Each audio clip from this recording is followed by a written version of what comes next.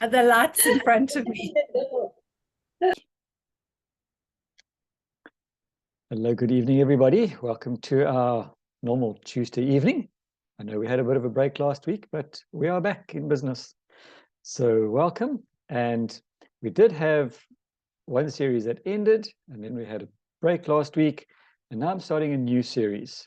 And that is covering what seems to be a relatively common problem these days, notably high blood pressure, or more commonly known as hypertension.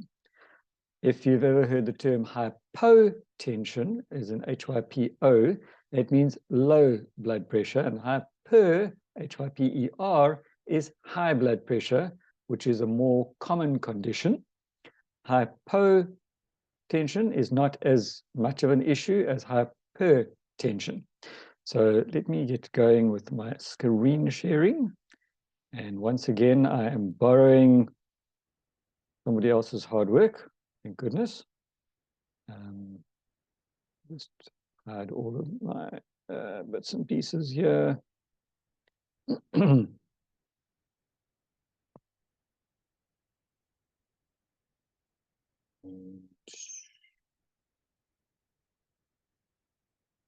Shrink me down to nothing. Okay. So I've borrowed some of this information from this website called Food, A Fact of Life, and we're covering high blood pressure. And high blood pressure is known as the silent killer because you can't tell when it's going to take you out. And as I get into this, you'll see why we talk about the silent killer, because there's no outward signs. One doesn't suddenly go red or black or pink or various strange colors. You suddenly drop dead, which is exactly what happens with high blood pressure because of the other issues that happen to be around, some of the side effects of it. So high blood pressure is a condition that is also known as hypertension. Having high blood pressure puts strain on your heart. It can lead to your blood vessels becoming damaged, making them more at risk of heart disease. And people can go for a full physical and be cleared, and 24 hours later be dead because of heart conditions and blood pressure that hasn't been picked up. Having high blood pressure can also increase your risk of heart attacks, strokes, heart failure, peripheral artery disease, and that is the arteries in your arms and legs, more commonly the legs, aortic aneurysms. And aneurysm, if anybody's ever ridden a bicycle and they've found that the bicycle tube has got a little weak spot, like a little bubble, that technically is what an aneurysm is. And an aortic aneurysm is essentially the same sort of thing on your aorta, which is one of your main blood vessels to your heart. And if that pops, well, you've had a good life. And people with aortic aneurysms, most times picked up just incidentally from being tested for other things, because there are no symptoms with it, know that they are a ticking time bomb and that anything can and probably will burst it. Other issues are kidney disease and vascular dementia. And that seems to be becoming a very common issue as well. And I might get into some more of these issues as we go along in coming series this year. So it's estimated that 600 million people worldwide and 3 million locally, and that is in the UK, die yearly. Every third adult has hypertension. So when I open the screen up again just now, have a look and see. Last I looked, there were 6 of us on this. So essentially, 2 out of the 6 people on this screen have got hypertension. Have you had your blood pressure tested recently? I know I haven't. And it can affect anybody. If you look at this group of people over here, 1 in 3, every third one over here has got hypertension, and they probably aren't aware of it. So people with hypertension, half don't know it. As I said, when last did you have your blood pressure checked? I can't tell you when last I had mine checked. It was at least more than a year ago, and yet it's such a simple thing to test and to check. 1/8 of people with hypertension are under control. That's a very scary thought over there.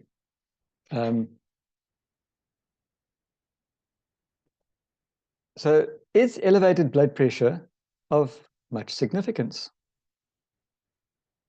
Because of this, you have 8 times the risk of stroke, 3 times the risk of heart attack, and 5 times the risk of heart failure. Amanda's asking if she can join now. She is welcome to join us if somebody can just message her. Now, how is hypertension measured? High blood pressure is considered to be 140/90 millimeters of mercury or higher.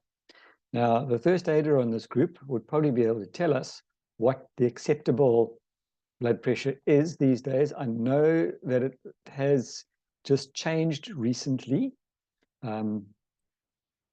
Ideal blood pressure is considered to be between 90/60 and 102, so somewhere between 90/60 and 120/80. I understand that 120/80 has been increased to, I think it's 130/90 as being an ideal, but I am under correction on that one.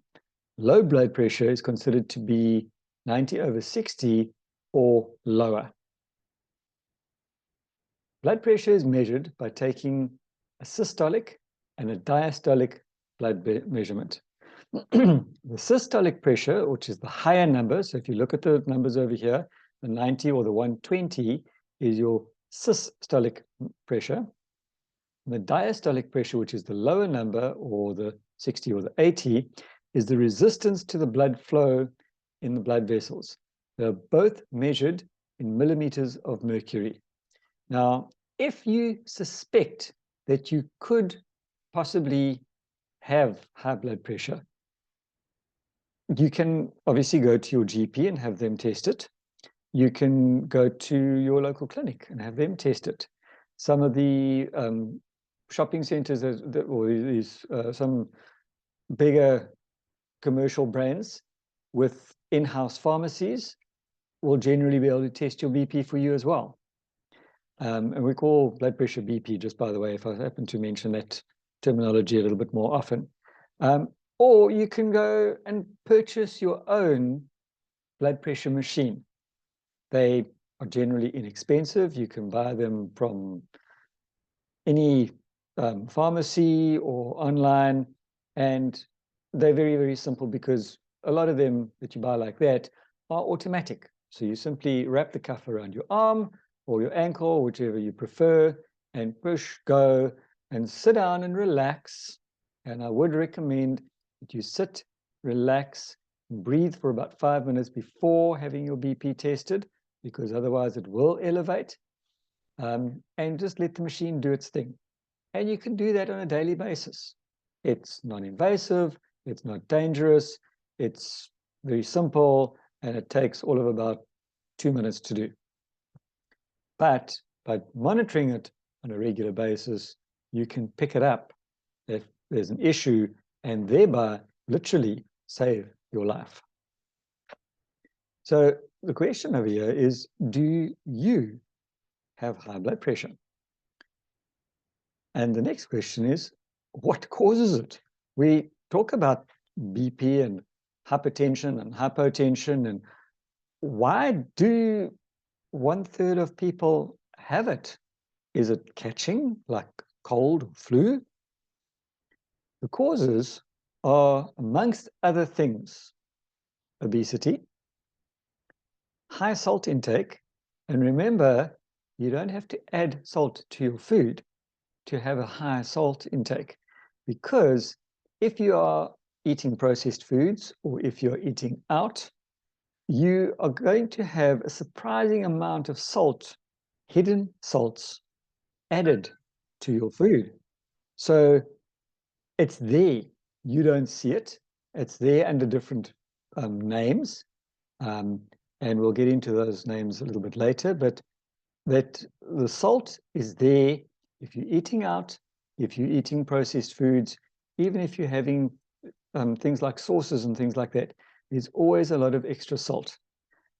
I personally never use salt when I cook, and I seldom, I won't say never, but I seldom add salt to my food afterwards, because I believe that most good food, home-cooked meals will have more than sufficient salt in it. And if you do have an issue with or concern about having too much salt, you can always use herbs to give you the same taste effect as what salt will do. So these are just some of the things that you will find excess salt in. And in this particular case, this little picture over here, I think you'll recognize as sushi. One of the things that they use there is MSG, or monosodium glutamate. Sodium is salt. Half of the adult population have obesity or a high salt intake. You also find salt in fast foods, junk foods, like your fries and your pizzas. Smoking is another cause of hypertension. Alcohol and caffeine. Now, 1 or 2 cups of coffee a day probably isn't going to do it. However, 1 or 2 cups of coffee an hour, and I know people that do that, are going to have a problem. 1 or 2 bottles of beer an evening are probably going to have a problem.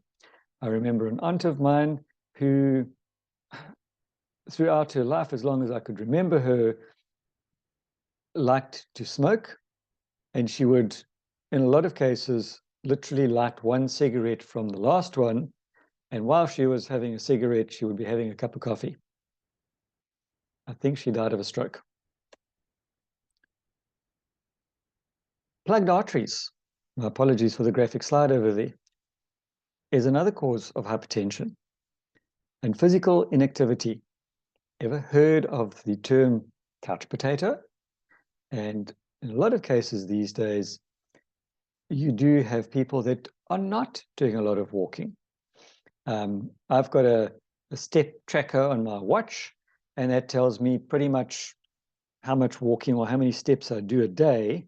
Today, for instance, was quite an active day, but nothing too dramatic. And I did a little over 11,000 steps, which equates to 8.7 kilometers. Now, I met a friend in the shops earlier he works in a restaurant. And he said on a busy day, he can do upwards of 30,000 steps a day. People like that are in high activity jobs, and they're fortunate. People that are in other jobs who sit for many hours behind a computer screen have a bit more of a problem.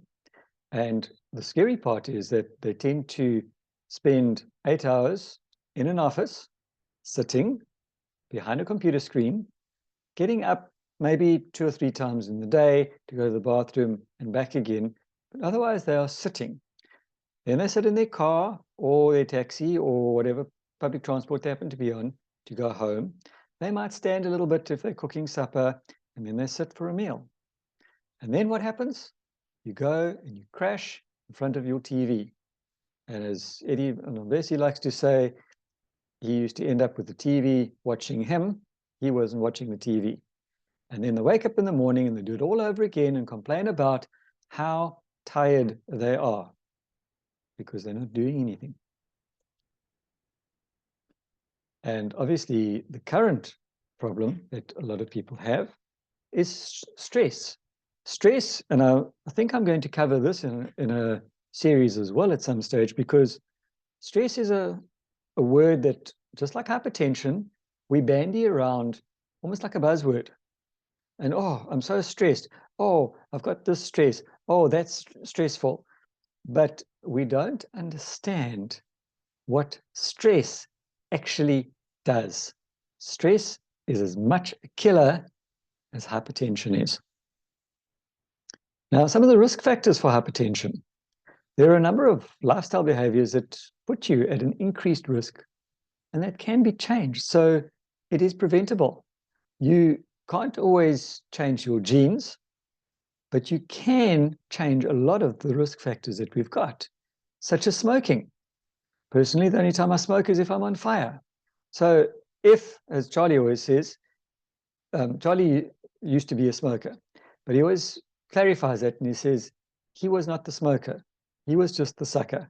So if you know any suckers who happen to have some smoke coming out of their ears and their mouth, try and encourage them to quit. It's not easy, but it's doable. Poor diet. And again, in today's lifestyle, it's rush, rush, rush.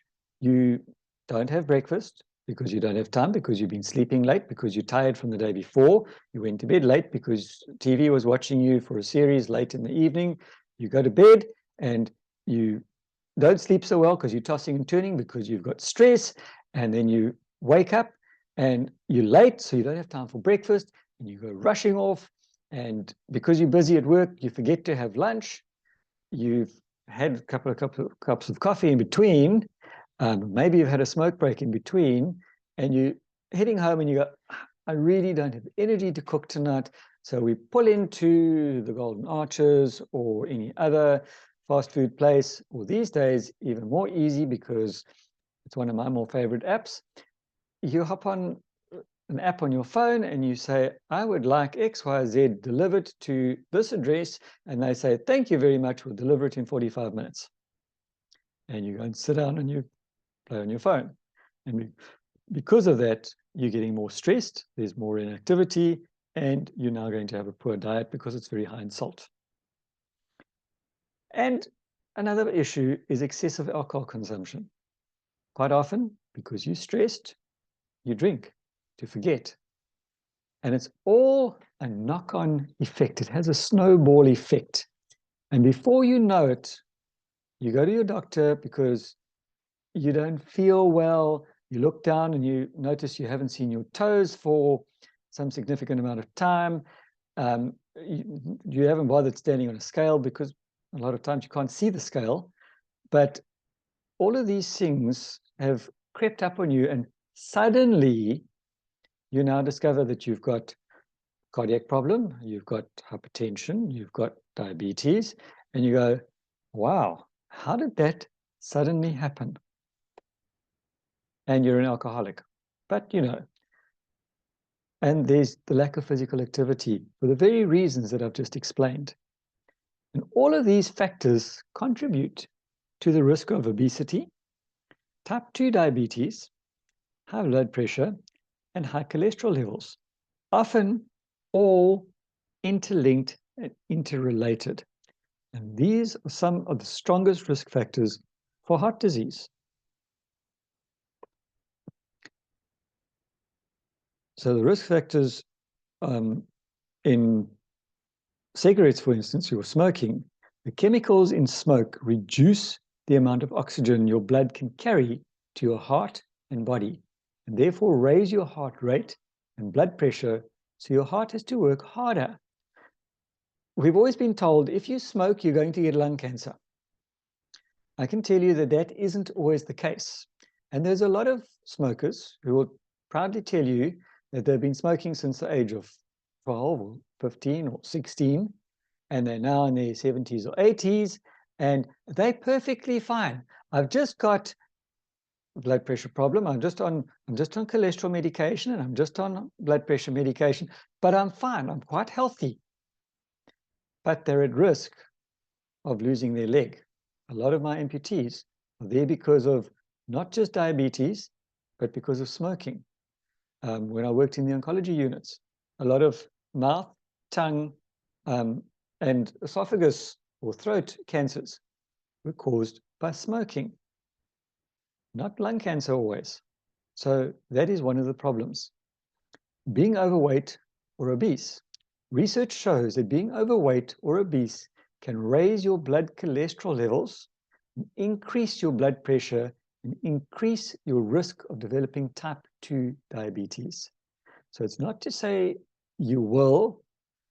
I had a patient today who was not a small gentleman. He weighs in at around about 152 kilos. He's a big man. So for him to get down to my weight, he would probably die. But technically speaking, he is obese. He is in the process of losing weight and trying to improve his health. But I know that he's going to have issues in the coming years, basically. Excessive alcohol consumption. Having the odd glass of wine is not a problem. Having the odd bottle of wine on a daily basis is a problem. Most cardiologists will tell you, have a glass of red wine a day. It's very good for your heart, which is correct.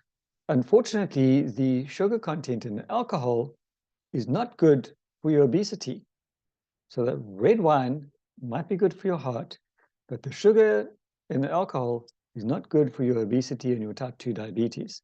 So rather take some flavonoids, because that way you're going to have more benefit.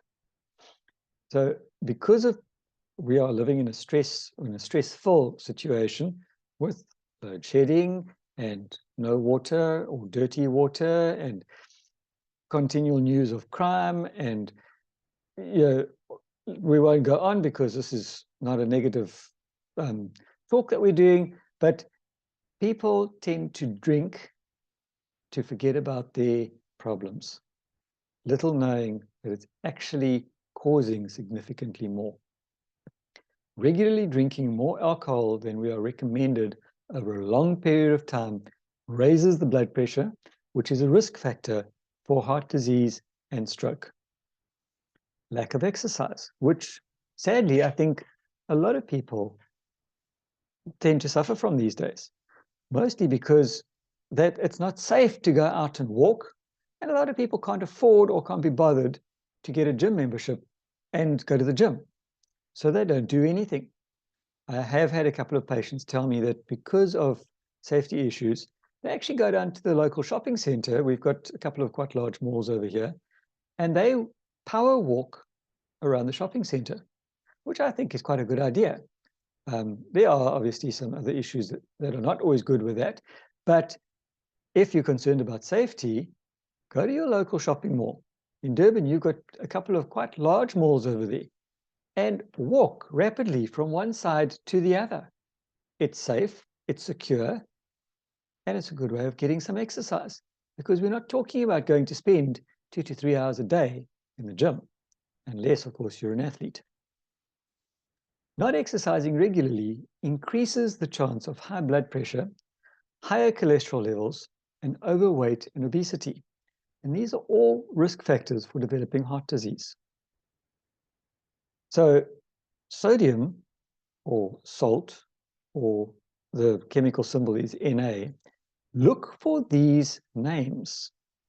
High intakes of sodium are linked to high blood pressure or hypertension, which increases the risk of stroke and coronary heart disease. I'm starting to sound like a stuck record over here. Sodium intakes in the UK are higher than the recommended levels. And I suspect possibly because what we understand as one of the more favorite meals in the UK, fried fish and chips. What do you traditionally put on fish and chips? Salt. There is around 1 gram of sodium in 2.5 grams of salt. Did you know it is recommended that adults have a maximum of 6 grams of salt per day?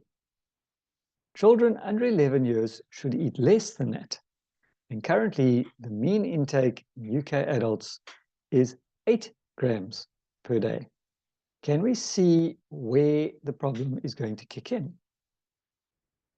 Sodium is a component of common salt known as sodium chloride. or NaCl, if you want the chemical terminology.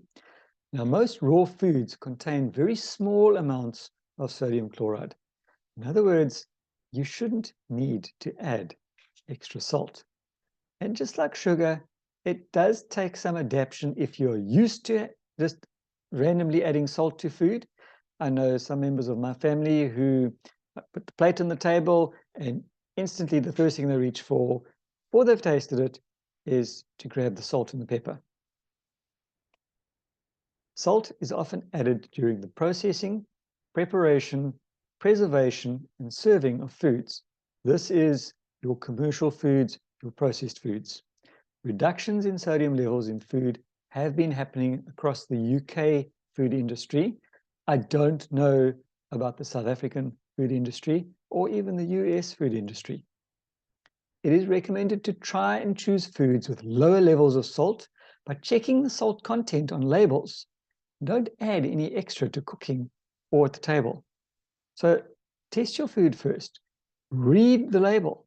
Look out for the different names that you'll find salt listed as. Pretty much the same as sugar, which is also often hidden behind different terminologies.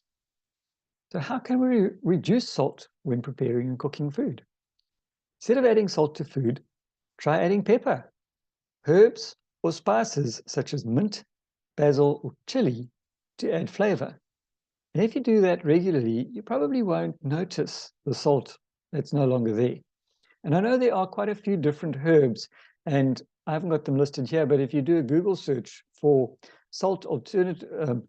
herb salt alternatives, you will find quite a few different herbs that are mentioned there that will give your food the same sort of enhanced flavoring as salt would do, but without the extra salt. So what can we do to treat it? Do we need to swallow half a pharmacy of tablets on a daily basis? I don't think so. Drugs do not cure. They might control to a certain extent. And in my personal opinion, and really this is my personal opinion, not any medical literature will tell you this, but I personally believe chronic medication should not be happening. I quite often hear of people who have been on blood pressure tablets or diabetic tablets or cholesterol tablets for years. There are even, scarily enough, some people who are put on antibiotics for more than a year. These are chronic medications. And again, my personal opinion, if you have a sign of hypertension or any other disease, it is not an indication that you are missing a drug. It is an indication that you're missing a nutrient or nutrients of some sort. And sadly, doctors are not generally taught anything about nutrition. So, are there better alternatives? Number one, reduce weight.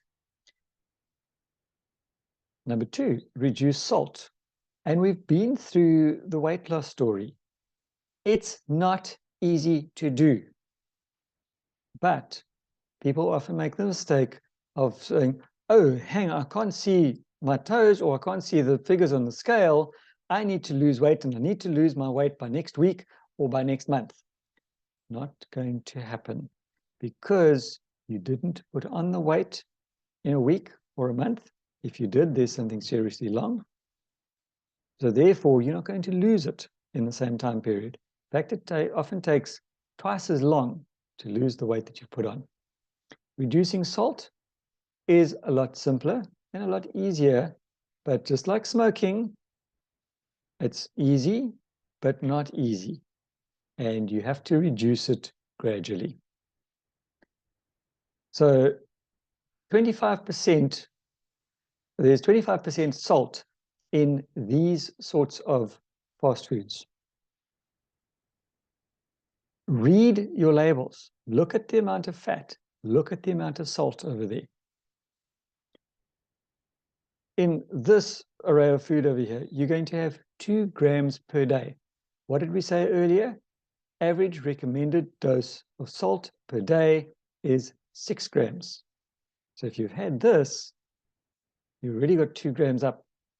Now, what else are you having? Stop smoking. Again, easy to say, not easy to do. Avoid caffeine and alcohol. We're not saying cut it out altogether, although that is not a bad idea, but the odd glass of wine, like once a week. Maximum 2 cups of coffee per day is all okay. We need to reduce the fat intake. There is a bit of controversy over here as far as the whole full cream milk and the cheese is concerned, but the other stuff in there is junk food. You can get rid of it. Even the butter is also a bit of a controversial subject over there. And you need to look at whole foods similar to this. Low salt, low fat, high fiber. Apologies. And fiber is a key to so many things because it helps to control your excess sugar, it helps to control your excess salt, and increase your physical exercise. Park further away from the door of the shopping center. Look for a local park run. Go and do it. You don't have to run. Just get out and socialize and walk. It's great fun. And reduce stress. Probably easier to reduce smoking and alcohol than it is to reduce stress these days, but it is something that you can work on, and it is something that needs to be done. And there are even stress coaches who can help you in this way of reducing stress. And to be quite honest, we, all of us on this talk right now, are or can be coaches to help people, guide them to a healthier being of themselves. Tension, stress, and depression, all very, very common things, need to be reduced. And I'm going to stop there for now, and we will continue again next week. We still have about 3 minutes left. Does anybody have any questions or comments before I stop the recording?